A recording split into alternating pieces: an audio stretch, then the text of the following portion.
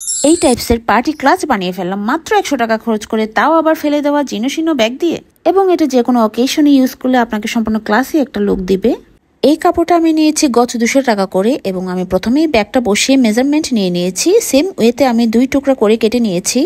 দুইটা ব্যাগের দুই পাশে বসবে এবং এই লম্বা টুকরাটা আমি ব্যাগের চারপাশে বসাবো। প্রথমেই আমি ব্যাগের দুই পাশ থেকে উপরের পার্টগুলো খুলে নিয়েছি।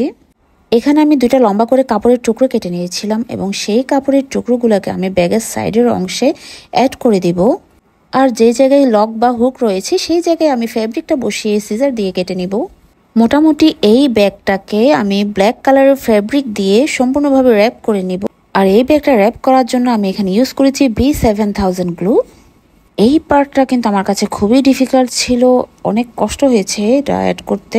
বেসিক্যালি এখানে হাতে গ্লু লেগে যাচ্ছিল, যার কারণে হাতের গ্লুটা কালো ফ্যাব্রিকে লেগে যাচ্ছিল আর এই জন্যে কালো ফ্যাব্রিকটাতে স্পট বসে যাচ্ছিল। তাই এই কাজটা অনেক কেয়ারফুলি করতে হবে যাতে হাতের গ্লু কালো ফ্যাব্রিকের উপরে না লাগে। এই জায়গাগুলো আমি B7000 গ্লু দিয়ে লাগিয়ে দিব। এইবার ব্যাগের সাইডের অপর পার্টটাতেও আমি কালো লম্বা টুকরাটা অ্যাড করে দিব। এই কাজটা এত প্যারাময় ছিল, বারবার হাতে গ্লু লেগে যাচ্ছিল, আমাকে অনেকবার হ্যান্ড ওয়াশ করতে হয়েছে। আর একটা জিনিস অবশ্যই মাথায় রাখবেন, যতবার গ্লু দিয়ে কাপড়টা বসাবেন ততবার কিন্তু ভালোভাবে প্রেস করে দিবেন, আর এই কারণে কাপড়টা প্রপারলি লেগে থাকবে। এখন আমি ব্যাগের দুই পাশে যে পার্টগুলো খুলে নিয়েছিলাম ওই পার্টগুলোকে কেটে নেওয়া সেই ব্ল্যাক কালার ফ্যাব্রিক দিয়ে র্যাপ করে নিব। ফার্স্টটাতে আমি কাপড়ে গ্লু লাগিয়েছিলাম এবং সেকেন্ডটাতে আমি ওই ব্যাগের পার্টটাতে আমি গ্লু লাগিয়ে দিচ্ছি। আমার কাছে এটাই ইজি লেগেছে এবং গ্লু লাগানোর পরে আমি ভালোভাবে প্রেস করে দিব এবং এটা দিয়ে প্রেস করে লাইন টেনে নিব যাতে লাইনগুলো বসে, এবং সাইডগুলোকেও আমি B7000 গ্লু লাগিয়ে দিব।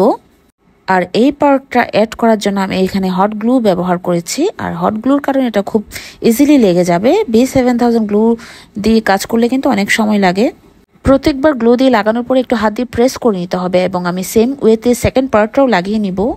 এই কালো কাপড়টা আমি 200 টাকা করে গজ নিয়েছিলাম আর সেখান থেকে আমার পুরাটা ইউজ হয়নি, অল্প করে ইউজ হয়েছে।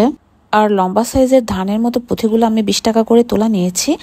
আর এই স্টোনের লেসগুলো আমি নিয়েছি 20 টাকা করে গজ, এখানে 1.5 গজের চেয়ে কম লেগেছে। টোটাল আমার মনে হয় না 100 টাকার বেশি খরচ হয়েছে এখানে। এবং এই ফেব্রিকটার দুই পাশ দুই রকম, এক পাশ সাটিন এবং অন্য পাশ ভেলভেটের। আমি ভেলভেটের সাইডটা ফ্রন্ট সাইডে ইউজ করেছি। এখন আমি এই ধানের মতো পুঁথিগুলো নিয়ে নিয়েছি এবং প্রথমে আমি সুই সুতা দিয়ে কাজটা করেছি এবং এটা খুবই লেন্দি প্রসেস মনে হয়েছে।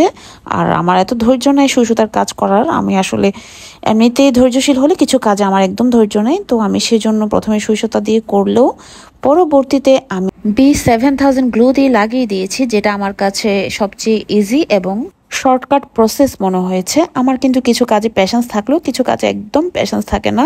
আমি সুই সুতার কাজ আগে করতে পারলেও এখন কেন জানি করতে পারি না, তাই আমি B7000 গ্লু দিয়ে লাগিয়ে দিয়েছি। আপনারা চাইলে সুই সুতা দিয়েও কাজ করতে পারবেন, এতে করে খরচটা একটু কমে আসবে। এবং এটাই হচ্ছে ফাইনাল লুক। ফাইনাল লুকটা আপনাদের কেমন লেগেছে আমার সাথে অবশ্যই শেয়ার করবেন। এইরকম নষ্ট হয়ে যাওয়া ব্যাগ থেকে সম্পূর্ণ নতুন একটা আড়ঙের মতো ব্যাগ বানিয়ে ফেললাম। আজকের মতো আল্লাহ হাফেজ।